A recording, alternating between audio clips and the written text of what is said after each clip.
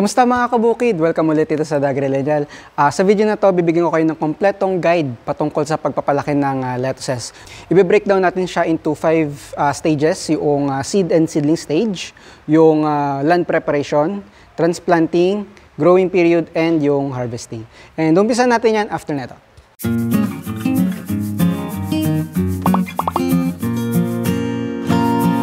Siyempre, huwag niyo po kakalimutang i-click yung like button and yung subscribe button.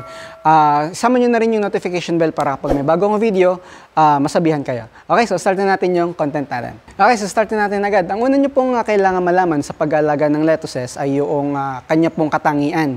Yung kanyang climatic requirements, yung kanyang soil requirements. Ayan. So, unang-una po, ang lettuce po ay kabilang sa family ng Asteraceae family. And sa kanila pong general characteristics, sila po ay matakaw sa tubig.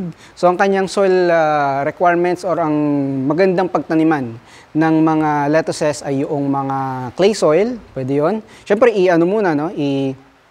ibuwagagin muna. Clay soil, silty soil, peaty soil, sama nyo na rin yung loam soil. Or in general, yung mga lupa na maganda yung water retention. Kasi ang Asteraceae family ay matakaw po sa tubig.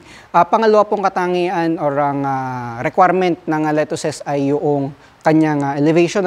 Mas maganda ang tubo ng lettuce sa mid to high elevation na lugar. Yung mga bandang Tagaytay dito, Mayhay, Baguio, ayan, mga malalamig na lugar in general. Pwede siyang tumubo, mabuhay sa mga lowland areas, pero hindi nyo ma-maximize yung kanyang potential, pero mabubuhay pa rin naman. Pwede din siyang bigyan ng remedy by providing more shade, dalasan yung watering kung nasa lowland area kayo. So, yun yung mga iba pang tips, pero mamaya dadagdagan pa natin yung mga tips na yan. Ang ideal temperature po ng lettuces na paglalakihan ng lettuces ay around 16. Pinakamababa na siguro yung 16 degrees at as high as 32 degrees pwede. Kasi dito sa Mayhay, pagka summer, minsan pumapalo ng 32, 33, 34 at most. Bihira lang kami mag-36. Kung magta-36 man siguro, 2 linggo lang. Maximum na yan. Pero okay pa rin naman. As high as 32, 34, pwede pa. Pero within that range, yun talaga yung recommended na temperature. Okay, so pasok na tayo dun sa 5 stages sa buong buhay ng lettuces. Unahin natin yung seed and seedling stage. Ayan. For the complete procedure ng kung paano mag-seed sow, magpunla ng lettuce sa seedling tray, ililink ko po dito sa, may lalabas ditong link na papunta dun sa video ko kung paano mag-seed sow ng mga lettuce seeds. So kung hindi nyo pa po napapanood yun, panoorin nyo po muna yun, and then balik po kayo dito. Okay, so marunong na po kayo magpunla ng buto ng lettuce sa mga seedling trays. Ang critical lang naman po doon yung timpla ng potting mix. Yung kailangan meron siyang nutrients, meron siyang water holding capacity, and yung porosity niya maganda. Yung hindi siya natitigilan ng tubig, pero kaya niya maghawak ng tubig. So, ang recommended natin na timpla ng potting mix ay 1:1 pa rin ng carbonate trisal and ng vermicast. Isa pang importanteng aspect ng pagdating dun sa seedling stage, sa seedling stage ng lettuces, make sure na siya po ay naarawan at least 6 hours a day. Kapag kulang po sa liwanag yung inyo pong mga seedlings, magiging leggy, yung matangkad, tapos madaling matumba yung seedling. Ayan. So kapag ganun po ang itsura nun, tsaka konting maputla yung kanyang kulay ng dahon, kulang po yun sa liwanag ng araw. At least 6 hours a day. Gawin nyo pong 3 hours sa umaga and then 3 hours sa hapon. Iwasan lang po mabilad siya sa direct sunlight kapag tanghaling tapat. Anyway, meron pa po akong isa pang video na sa tingin ko makakatulong yung tips sa seedling stage. Marami rin po kayong matututunan doon and applicable din yun dito sa lettuces. Next naman po natin yung transplanting. Doon po sa transplanting, may separate video din po ako doon. And applicable din siya sa mga lettuces. So, panoorin nyo na lang po muna dito sa ating link. And then, ang mga importante pong aspect po dyan ay yung planting distance. Yung planting distance niya, dapat siya ay 20 to 25 centimeters apart. Kailangan may social distancing din po. May tamang distancing din ng mga lettuces para hindi sila mag-agawan sa mga nutrients, and at the same time yung kanyang mga ugat, yung mga ugat niya may enough space para lumaki at makahanap ng sarili niyang pagkain. And isa pang tandaan natin sa transplanting yung time of the day. Time of the day to transplant, hapon. Mas maganda pong hapon nag-transplant kasi ang act of transplant, yung pagta-transplant mismo, nakaka-stress sa halaman. So, para makarecover siya dun sa stress na in-apply natin sa kanya sa pagkakalipat, meron siyang time na makarecover sa gabi na malamig. Okay, so makarecover siya sa gabi and then kinabukasan, settled na yung kanyang ugat, mas maganda yung survival rate. Sunod naman natin guys yung tinatawag na land preparation. Yung land preparation po, may video na rin ako doon, yung surface of the soil and yung beneath the soil. Nandito po yung link. And doon, ipapakita ko doon kung ano yung procedures, kung paano mag-land prep, yung pag-apply ng fertilizer sa ilalim ng lupa or sa ibabaw ng lupa. Either way, okay lang. And ang critical lang po doon yung amount ng fertilizer na ilalagay. Kasi yung iba nagkakaroon ng diferensya na kapag ka nasa growing area na, matagal yung growth or bansot. So, make sure na maglagay po ng minimum. Na minimum po ay 100 grams ng organic fertilizer tulad ng vermicast, yung bokashi, yung carbonized risal, or any other organic fertilizer na available po sa inyo. Minimum po noon 100 grams. Pero ang re-recommend ko po, lalo na kung first time nyo pong magtanim, gawin nyo ng 500 grams. Gawin nyo ng 500 grams per square meter para mas mabilis gumanda yung lupa ninyo and mas maraming pagkain available dun sa inyong halaman. Kung halimbawa naman sa mga paso, kung sa mga paso po ninyo itatanim, pwede siyang itanim sa mga soft drink bottles. Mababaw lang naman yung ugat ng mga lettuces, so pwede siya doon kung nasa urban areas po kayo. Siguro mga 3 to 4 inches yung height ng mga paso, pwede na po yun, okay na po yun. Kaya na pong magpatubo doon ng lettuces. Dagdag na rin pala natin guys, kasi marami nang tatanong din, ano ba mauna? Ano ba mauna? Seed sowing o land preparation? Ang sagot po doon ay magkasunod na araw. Halimbawa, magtatanim kayo ngayon, seed sow kayo ngayon, and then bukas land prep naman. Kasi ang lettuce seedlings ay 14 days sa nursery. And yung mga pataba sa lupa na nilagay natin, kailangan mabulok yun for 2 weeks din. So, meron kang 2 weeks na bakante, so magkasunod na araw mo silang gawin. Magtanim ka ngayon and then bukas mag-land prep ka na. After 2 weeks, pwede ka nang mag-transplant. Okay, dito na tayo sa growing period. Ito na po yung pinakamatrabahong parte sa buong buhay ng lettuces. So, sa growing period, di ba, 14 days sa nursery and then transplant mo na. And then, after transplanting, mag-grow siya for maximum of 35 days. So 30 to 35 days siyang lalaki sa inyong paso or sa garden. Okay? So yun yung kanyang age. Habang nandun siya sa kanyang growing period, kailangan niyo po siyang diligan at least twice a day. Okay? At least twice. Tubig lang po, tubig lang. At least twice a day, and yung maximum na siguro gawin yung 3 kapag ka-summer. Kapag mainit yung panahon, gawin yung 3. Isa sa umaga, isa sa tanghali, and then isa ulit sa hapon. Kapag ka naman yung normal na temperature lang, lalo naman ngayon maulan, kapag maulan, hindi mo na talaga kailangan mag-dilig. Pero kapag medyo mainit yung panahon, dilig ka sa umaga, dilig ka sa hapon. Importante rin guys yung paggagamas or yung pagtatanggal ng damo. Ang pagtatanggal ng damo, yung ginagawa siya once a week para matanggal yung mga kakumpetensya niya sa pagkain sa lupa. Kasi yung mga damo, sumisip-sip din ng nutrients. Yung nilagay mong fertilizer doon, siya ang nakikinabang. So, kailangan mo siyang alisin para walang kaagaw.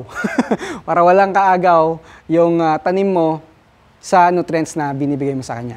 Maliban sa dalawang yon, dito na rin papasok yung tinatawag nating drenching. Yung mga fertilizer, napanood nyo na ba yun? Kung di nyo pa napanood, i-link ko na lang sa baba yung mga fertilizers na tinitimpla natin. Pero basically, yung mga concoctions natin, i-apply mo siya during the growing period. Once hanggang twice a week ang application frequency. Pwede mong pagsamasamahin yon, yung FAA, FPJ, yung FFJ, sama mo na rin ang Calphos. And kung may vermity ka, okay din, maganda rin idagdag yung vermity, magandang fertilizer din yon. Maliban sa drenching, mag-spray ka na rin. Ang i-spray mo, pwedeng mong ihalo yung mga pang-drench. Huwag mo lang i-spray yung FAA kasi may fish oil yon, posibleng masunog yung halaman. So, ang pang-i-spray mo, pwede mong ihalo yung FPJ, yung FFJ, Calphos, Vermity, and then dagdagan mo na rin ng mga pang-insekto, yung EM5, yung mga homemade insect spray, yung may chili. Pwede nyo rin pong samahan ng mga tinitimpla nating fungicide, ano? Yung, kung napanood nyo na rin yung video ko doon. Lahat ng mga binabanggit ko dito, may video na rin ako noon. So parang nire-recap lang natin and then ina-arrange lang natin kung paano siya ina-apply pagdating sa pagpapalaki ng lettuces. Pagdating sa drenching, mas maganda siyang gawin sa umaga. And then, kasi parang na rin siyang, para ka na rin nagdidilig. So, nagdilig ka ng tubig na may pataba, so parang fertigation na rin yun. And then, yung spray, mas magandang gawin sa hapon, lalo na kapag meron kayong hinalong natural insect repellent. No, kasi baka masunog yung dahon ng gulay kapag tanghali or umaga kayo nag-spray. And lastly, magdagdag po ng additional na fertilizer. Ang tawag po natin doon ay side dressing. Okay, yung side dressing po yun yung application ng fertilizer after transplanting. And mag-apply po ng organic fertilizer per hill or per plant na 100 grams. Minimum of 100 grams. Ilalagay nyo po yun paikot. Bubudbud nyo po sa palibot ng halaman. And then, yun na po yung magiging additional niyang pagkain. Okay, so naka-4 na linggo na. Naka-4 na linggo na kayong nagpapalaki ng lettuce, pwede na po siyang harvestin. Paano malalaman kung pwede nang harvestin ng lettuce? Dapat po ay meron na siyang at least 8 leaves. Minimum of 8 leaves hanggang 12 leaves po. Minsan na nga nagpo-14 leaves pa yan. Depende sa potency ng nilagay niyo pong mga fertilizer. And kung gaano kayo kagaling mag-alaga. Okay? So, maliban doon, malalaman nyo kung pwede na siyang harvestin kapag yung kulay niya medyo dark green na, medyo matingkad na. And yung kanyang height, at least yung height niya ay nasa 7 inches yung height niya. 7 minsan umaabot yan ng 10 inches yung height. Pero depende rin sa variety, merong variety na umaabot ng 12 inches yung kanyang height. And lastly, ang palatandaan na pwede nang harvestin yung lettuces natin, yung kanyang lasa, yung flavor. Pwede kayong kumurot ng isang piraso ng dahon and then tikman kapag siya ay matamis. And hindi naman sing tamis ng asukal, ano? Pero yung, alam mo yon, hindi siya mapait. Basta hindi mapait, pwede na yon. So kapag alam nyo na kung pwede nang harvestin yung lettuces nyo, simply gupitin nyo lang po yung base sa halaman. Gamit kayo ng gunting, and then gupitin nyo siya sa base niya. Iwan nyo na yung ugat. Huwag nyo siyang i-uproot kasi yung ugat niya pwede pa maging compost yon sa susunod na taniman.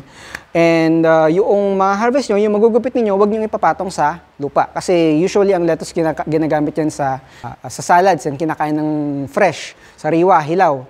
So kailangan after harvesting, malinis yung kanyang pagdadaanan. After harvesting, banlawan lang po sa tubig. Banlawan lang sa tubig, tapos tanggalin yung mga parte ng dahon na may stain at yung may mga discoloration, may mga kagat ng insekto, butas-butas, alisin nyo rin po yun. Ang harvesting po ng lettuce ay either umaga, maagang maaga, yung tipong hindi pa mainit, hindi pa mahapdi sa balat yung sinag ng liwanag ng araw, or sa hapon na yun na rin, hindi na mahapdi sa balat yung tama ng araw, siguro mga bandang alas 5 na onwards. And then after po mahugasan, malinisan, pwede na po siyang kainin or iserve. So para hindi po mait ang lettuce, bigyan nyo po siya ng closure. Okay, hindi lang gardening, no? May love advice din. Okay, so hindi, ito, real talk. Para hindi po mait ang inyong lettuce, siguraduhin po na harvestin nyo siya within 30 to 35 days old. Kapag lumampas siya sa 35 days old, posible na po siyang mag-over-mature and doon po siya nagiging mapait. So siguraduhin po na hindi over-aged yung inyong lettuces and harvest them at the right age. Maliban doon, nabanggit natin yung time of the day sa pag-harvest kanina, no? Yung early morning or late afternoon. Kapag hinarvest nyo po kasi siya ng tanghaling tapat, doon po siya nagre-release ng pait sa kanyang dahon para mabawasan yung kanyang tinatawag na transpiration. Kaya mapapansin nyo, tuwing tanghali, medyo parang nalalanta yung dahon ng lettuces. Yun, nagre-release siya ng chemical sa kanyang mga dahon para mabawasan yung water loss sa kanyang dahon. And at the same time, mapait po yun. So kapag hinarvest nyo siya, ng ganyan na itsura niya, mapait siya. And then, hayaan nyo siya mag-cool down. Pagdating ng hapon, buhay na ulit siya, lalo na kapag nadiligan nyo siya ng hapon, magre-recover yon, and then maganda na siya ulit. Hindi na siya mapait nun. And lastly, kung mapait talaga, or halimbawa, na-harvest nyo, over na talaga siya, let's say 40 or 45 days old na siya, ang pwede po ninyong gawin ay isawsaw siya sa tubig na may yelo, malamig na tubig. So, sawsaw nyo siya yun for 5 to 10 seconds. Saglit lang, ikanaw nyo lang ng konti, and then ang magiging resulta nun or ang explanation doon, stressed yung halaman. Lalo na kapag ginarvest nyo na mainit, stress yung halaman, yung tubig na malamig magko-cool down siya. Parang magre-relax, no? Parang magre-relax yung dahon, magko-cool down siya, and tatanggalin niya yung pait niya magsasubside. So, yun yung mga techniques natin para hindi pumait yung mga lettuces. That's it for this video, guys. Maraming salamat sa panonood, and kung may iba pa kayong question, pwede nyo po i-comment sa baba. At sana marami rin po kayong natutunan. Yun lang, ingat. Keep farming!